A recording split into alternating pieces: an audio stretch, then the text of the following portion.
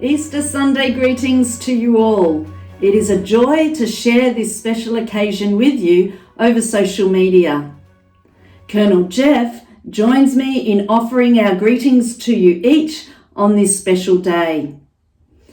Easter Sunday is a day to celebrate the resurrection of our Lord and Saviour, Jesus Christ. We cannot celebrate this occasion together as a community this year.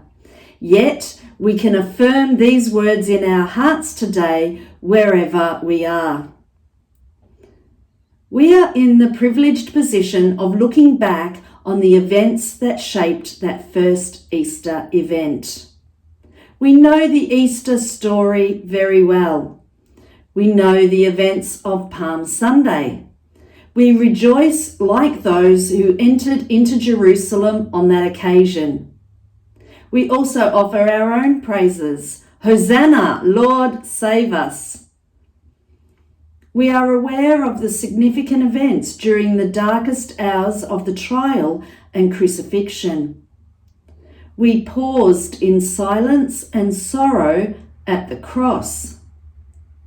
We saw how Jesus showed his unconditional love and grace for us as he died on the cross for us. We now turn to Easter Sunday with anticipation and joy, for we know what is to come. We know that death does not have the final word. We know that between Good Friday and Easter Sunday, the miraculous occurs. Death gives way to life. Darkness is replaced with overwhelming light. Hopelessness is replaced with hopefulness in the space of a few days. In these days of the COVID-19 crisis, it is understandable that many people would feel afraid. What is going to happen? How long will this health crisis last? How am I going to support my family? These are anxious days that we are living in. It is not surprising then that many people would be feeling a sense of hopelessness. Matthew 28 reminds us that many of Jesus' disciples would have felt in a state of hopelessness. Imagine what it must have been like for the disciples on that very first Easter Sunday. There was no rejoicing. There was no cause for celebration. Their lives had been dramatically changed. The previous days had brought uncertainty. These days had been filled with fear. Most of them had run away. Most of them were scared as to what might happen to them. There was no longer any sense of hope or joy. The darkness would have enveloped them like a heavy dark cloud above them. And yet we see in Matthew chapter 28 verses 1 to 10 what happens on that first Sunday morning.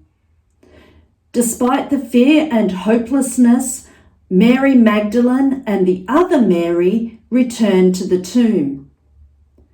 These two brave women were taking a risk. The other disciples had fled in fear for their lives. These two women disciples return to where Jesus is supposed to be buried. They risk being caught and questioned by the authorities. They risk being exposed as one of Jesus' disciples. Despite their fears and their sense of loss, they go to the tomb anyway. They are met at the tomb by an unexpected visitor, an angel. The first words the angel says to the women addresses their fear. In Matthew 28, 5-7, the angel says, "Do not be afraid, for I know that you are looking for Jesus who was crucified. He is not here. He has risen, just as he said. Come and see the place where he lay. Then go quickly and tell his disciples he has risen from the dead and he is going ahead of you into Galilee. There you will see him. Now I have told you." The angel addresses their fear. Do not be afraid. He addresses their need for proof.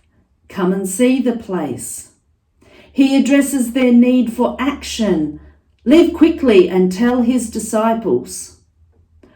Hopelessness was replaced with hopefulness. While the women were still afraid, verse 8 indicates that they were also filled with joy.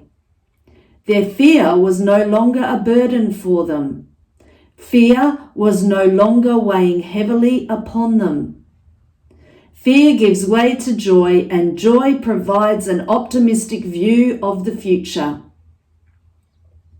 These women had the proof they needed that Jesus was no longer in the tomb. They had seen that the tomb was empty. Jesus had defeated death and now would be returning to a place where community was found. Galilee was a place familiar and safe to the disciples. But the women were required to act. They were the ones who were asked to gather the rest of the disciples. They were the ones to tell the good news to others. They had the responsibility to share the hope of this good news. I wonder what it had been like for the disciples hearing this news. Would they have believed the women? Would they have returned to Galilee, not sure whether they would see Jesus there or not? Their hope or their desire may have led them back to Galilee, but their faith was strengthened and their hope secured when they saw Jesus for themselves. We may hope for many things. We may desire many things, but this is not the hope to which I refer to here. This is a surface level hope. Despite the fears and concerns we experience each day, even the uncertainty of the COVID-19 virus, we have a hope that dwells deep within us. It is a hope not based on material things, but it is a hope that encourages and strengthens our faith. It is a hope that is born from the knowledge that the resurrection of Jesus brings. It is a hope that moves us from the darkness that invades us to experiencing the light of God within us. We can affirm our faith and our hope is in Jesus Christ. Easter Sunday moved the first disciples from hopelessness to hopefulness.